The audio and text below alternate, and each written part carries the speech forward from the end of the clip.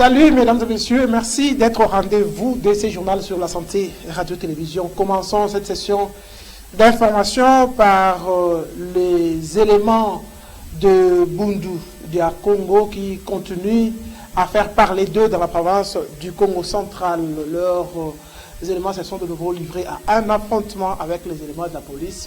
Cette fois-ci, le théâtre de l'événement, c'est le territoire de Songololo, comme le dit ce reportage. Le Congo central continue de compter ses morts. Pour la 1e fois, les adeptes de Bundu Diamayala, appelés les Makessa, les croyants de cette religion politico-mystérieux de Nemwandantemi, se sont affrontés pour la 1e fois avec la force de l'ordre de la police nationale congolaise. Selon infobacongo.net, ces échauffourées ont provoqué une dizaine de morts qui s'est ajouté à 7 autres selon le bilan officiel, 4 à Kisantu et 3 à Boma. 14 corps sont gardés à la morgue de Limek Mpese. Les blessés sont nombreux, 3 sont dans un état critique. Les images sont devenues virales et choquantes, même si les réseaux sociaux. Dans ces échauffourées, les jeunes de Songololo auraient prêté main forte aux forces de l'ordre. Ajoute cette source, on ne voit même pas des objets contondants. L'altercation a eu lieu pendant que ces Makessa étaient en réunion dans une maison. Signalait une autre source, la vague de protestations des adeptes de Bundu Diamayala qui portent sur les injustices sociales, les émoluments de l'air leader et ancien député national Nemwandantemi, la destruction de son palais royal, la perte de ses véhicules a commencé le 10 avril dernier. À l'heure actuelle, une cinquantaine de policiers sont cantonnés au kilomètre 5 à Songololo. Parlons à présent, mesdames et messieurs, des factures de la Régie des eaux sorties pour le compte du mois de mars. Factures qui ont fait réagir la population. Le prix a fortement grimpé. La population se pose la question si la Régie des eaux voudrait déjà récupérer les 2 mois de gratuité ou qu'est-ce qui se passe. Certains qui payent 16 ou 20 000 francs ont vu leur facture doubler carrément. Sur l'avenue Patounoki, nos reporters ont enregistré les réactions de la population. Suivez. Le gouvernement de la République a accordé 2 mois de gratuité d'eau et de courant sur l'ensemble du territoire national. Du côté de la SNEL, cette décision a tout de suite donné ses effets. Les factures du mois de mars n'ont donc pas été produites. Du coup, la population s'est dit clairement fixée sur le fait que le 2 mois de gratuité concerne le mois de mars et le mois d'avril. C'est du côté de la Régie des eaux que les gens s'interrogent. Les factures du mois de mars ont été distribuées. Le 2 mois de gratuité pour la Régie des eaux concerne-t-il le mois d'avril et les mois de mai? La question reste posée. Cependant, un autre élément de déception pour la population, c'est les prix des factures du mois de mars. La Régie des eaux l'a augmenté d'une façon spectaculaire. Les gens s'interrogent. Est-ce pour récupérer les 2 mois de gratuité accordés par le gouvernement ou c'est simplement pour faire souffrir la population? Car, selon certains témoignages recueillis sur l'avenue Patounoki notamment, ils doivent payer pour ce mois plus de 40 000 francs congolais alors que pour le mois passé, c'était moins de 30 000 francs. Qu'est-ce qui se passe du côté de la Régie des eaux? La population s'interroge. Facture que cousa 20 quelques de mille, 22 000, 18 000. Mais toi, vous savez, mois de mars, il y a 40 000, donc 41 000, pour 40 860 francs. 41 000. Attendez, moi, si nous avons confinement, il y a une façon de toquer ce qu'il a. Et en plus, pour préciser, les tover. Moi, ni nani ni toquer foot avec. Est-ce que vraiment, Mamba player, qu'est-ce que vous en pensez? Hein? L'État en pensa. Est-ce que player peut pas ça de la Régie des eaux? Player pensa. Sinon, il va causer bika avec facture. Régie des eaux me cause bika. Mais là, toi, ça fait il y a mois de mars. Est-ce que sinon, il y a cause bika il mois de mars? Tony façon. Ba préciser beto. Moi ni nani nango ina beto que foot. Beto mais ça va que tu fait foot ba facture là, mais pas jusque là. Na 40 000 yai. Na ba confinement bon que na communiquer avec. Ni façon beto que soukila. Baba kila beto sur ça maman. Tokena kufuta gatona bakusavi. Okura ya ofele, omaze ya ofele. Mais moi te mona ou. Tokena mona ve papa, nyoso tokena futa mbongo. Mumona mve demo ya ofele ya maze ya kuwa. nyonso mbongo kena kufutama ni faso tukendi mina beno na ni faso potokena mona fe ni changement kele fait en tout cas beno mosi tuba kama kena ya bwana mais kena kubakila to kaka solution fe yate meto mabudi sila ngoma na kidogo. Parlons à présent, mesdames et messieurs, de l'insécurité à laquelle crie la population habitant les quartiers campagniers. Nous sommes dans la commune de Mvouzi. Suivez. Nous sommes au quartier Tatem, dans la commune de Mvouzi. Sur place, les inciviques communément appelés Koulouna font la loi ces derniers temps. Après 22 heures, ils sèment la terreur et la désolation. Nombreux sont ceux qui sont déjà tombés dans leur filet alors qu'ils revenaient du travail. C'est ce que révèle le témoignage d'un chauffeur qui demande aux autorités d'organiser des patrouilles régulières dans leur quartier. Ces maisons inhabitées sont devenues leurs cavernes. C'est là qu'ils se cachent avant de se livrer à leur sale besogne. Dans le quartier, il y a la campagne Balabala Tatem. Bon, merci Mingi, papa journaliste. Bon, ça dans le secteur, il y a en tout cas, dans Lomba, ça dans l'État, il faut tout là agent, la patrouille dans le quartier. Ça dans l'insécurité, il y a un pipa, bazola kule kavena ba inzo bao, kuzola kukale batu. Uzola batu bakuza na inzo mbote vene tibete batu bisal munu amuke mke chauffeur uwe salami nzila matadi kipese matadi manzangu bon kuna beto tre bakape ba départ en kaka meka tuka na mbanza matadi mekone na mbanza kipese na ba client mekufutuka mu parfois mwe vous afutuka 22h na 22h mekone na mu carré camion ya batu monter na inzo ba 23h mais en tout cas meko kuna au bas groupe qui est là où collègue bat mais quoi on a allé il y a que nous c'est plus saber tout à fait tu veux na ya betu na ulomba na ba agent ba minga ku salir betu ba patrouille na façon na sécurité na kata kizungu ya ya que vous appelez ça betu qui est mingi bon en tout cas munu lokola mwe ku nzila mingi mingi kuzokuwa kaka ona ndimba kuna ba mekale bat oh ngekola kuna kuluta nzila enave c'est pas bien surtout na couloir il y a balabala campagne il y a principal il y a le tetenzao donc il y a ikonatina kimbangiste en tout cas ba agent font la tambola raming ça mon sécurité vous avanda na kati ya secteur.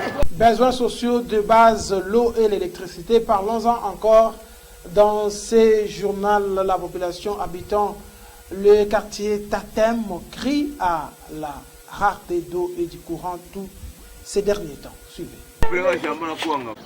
Dans le versant du quartier Tatem, pour descendre vers Ndimbantoani, l'eau et le courant représentent de l'or pour la population. Frappés par de pannes à répétition, les habitants de cette partie de la ville se sont habitués avec l'obscurité. Ne sachant à quel sens se vouer, la situation a déjà fait plusieurs semaines. Il en est de même pour l'eau potable. Chaque matin, jeunes filles et jeunes garçons sont obligés de parcourir de longues distances avec leurs bidons en vue de s'approvisionner en cette denrée vitale. La régie des eaux est pourtant en pleine réalisation de travaux d'amélioration de ses services. Cette partie de la ville est-elle prise en compte? C'est la question que se pose cette population qui demande aux autorités ainsi qu'aux responsables de la régie des eaux de pouvoir penser à eux en vue de trouver des solutions à leurs problèmes. Faire des distances chaque matin avec de charges sur la tête n'est pas facile du tout.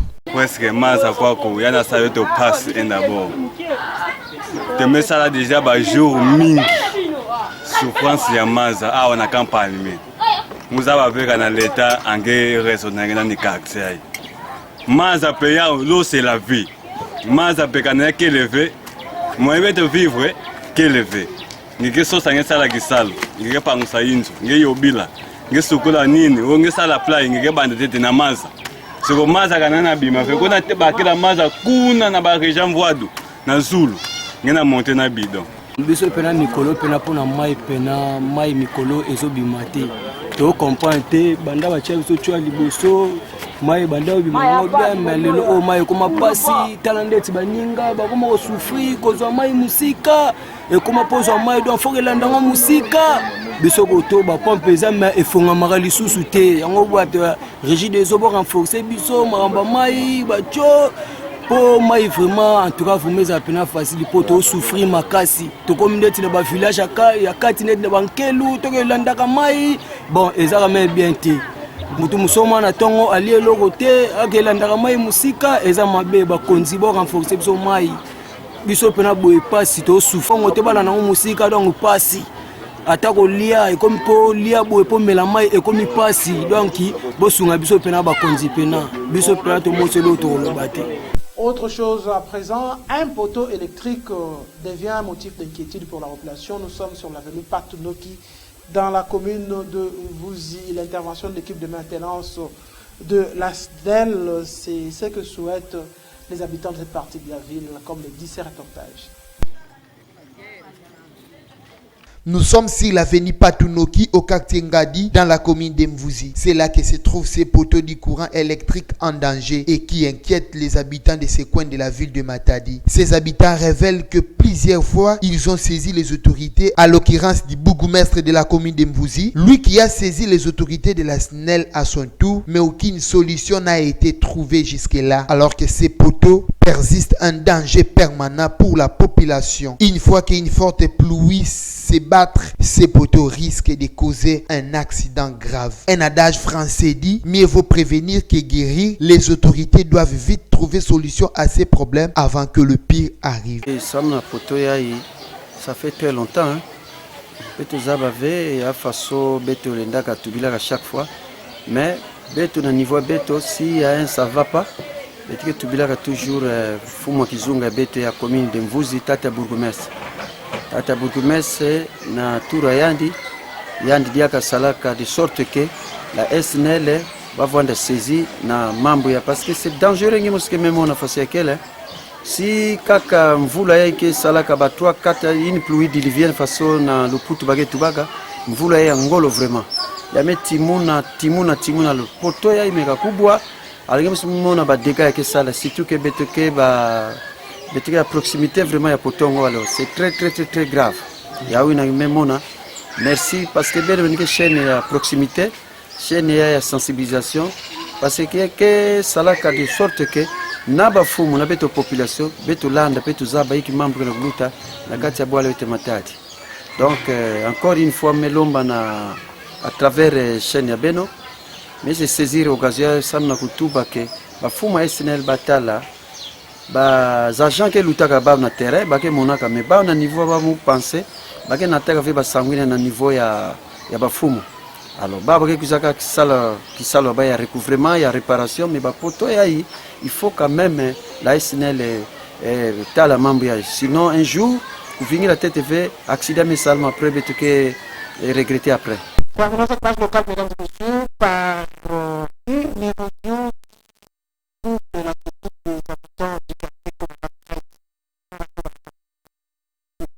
Grâce à cette route notamment, le quartier commandant Stress ne souffre d'aucun enclavement. Cependant, elle court les risques de se couper en deux, ce que craignent les habitants de ces coins de la ville.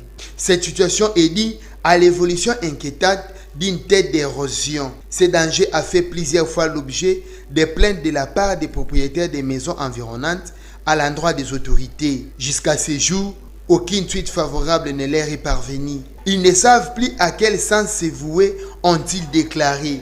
Pour la souci nanga, na lobi boy. Nzela oyo nakala ezaki bien. Mituke bando kota. Merci ko lelo et comment nzela moko babandona bango yango. Or que les autres provoquent des dégâts, des érosions comme makasi koto. Zona non église. Batongi ndako maison qui n'okita zo qui n'okita. L'État a taillé la biso de makambo oyo. Parce que le peuple peut souffrir. Banda kala to souffrir. Ba ki pagate ninité. Parce que Congo les a ya bango te mais ya biso nyos.